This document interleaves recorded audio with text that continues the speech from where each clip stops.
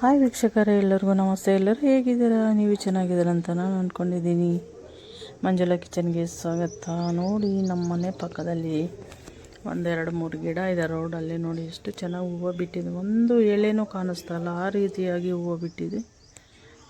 ಸ್ವಲ್ಪ light pink colour. ನಾನು ದೂರದಿಂದ ವಿಡಿಯೋ ಮಾಡೋದಕ್ಕೆ ಹಾಗಾಗಿ ಸರಿಯಾಗಿ ಕಾಣಿಸ್ತಾ ಇಲ್ಲ.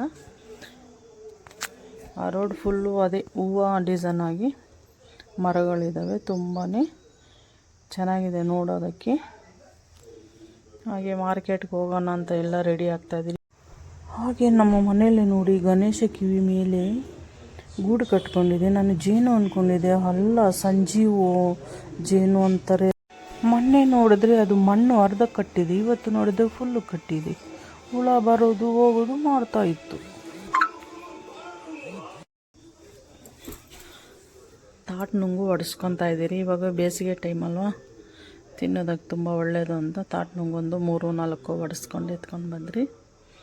ಒಂದು ತಾಟ್ ನುಂಗು 40-50 ರೂಪಾಯಿ ಇದೆ ರೇಟು. ಎಳ್ನೀರು ಸಹ ಈ ಟೈಮಲ್ಲಿ ನಾವು ಕುಡಿಬೇಕು. ಹಾಗೆ ಸ್ಮಾರ್ಟ್ ಬಜಾರ್ಗೆ ಹೋಗಿ ಸ್ವಲ್ಪ ಬಟ್ಟೆ ಬೇಕು ತಗೊಂಡು ಹಾಗೆ ಮನೆಗೆ ಬರೋಣ ಅಂತ ಮನೆಗೆ ಬರ್ತಾಯಿದ್ವಿ.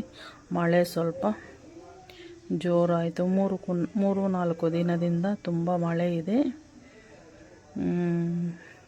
ಹಾಗಾಗಿ ಮನೆಗೆ ಬೇಗ ಬಂದರೆ, ಹಾಗೆ ಮನೆಗೆ ಬಂದು ಮೀನು ಸಾರು ಮುದ್ದೆ ಎಲ್ಲ ಮಾಡಿ ತಿನ್ನೋಣ ಅಂತ. ಬನ್ನಿ ಫ್ರೆಂಡ್ಸ್, ಎಲ್ಲರೂ ಊಟ ಮಾಡೋಣ. ಎಲ್ಲ ನಮ್ಮ ಚಾನಲ್ಗೆ ಸಪೋರ್ಟ್ ಮಾಡಿ. ಓಕೆ ಫ್ರೆಂಡ್ಸ್, ಈ ವಿಡಿಯೋ ಇಷ್ಟಿಗೆ ಮುಗಿಸ್ತಾ ಇದ್ದೀನಿ. ನೆಕ್ಸ್ಟ್ ವಿಡಿಯೋದಲ್ಲಿ ಸಿಗೋಣ.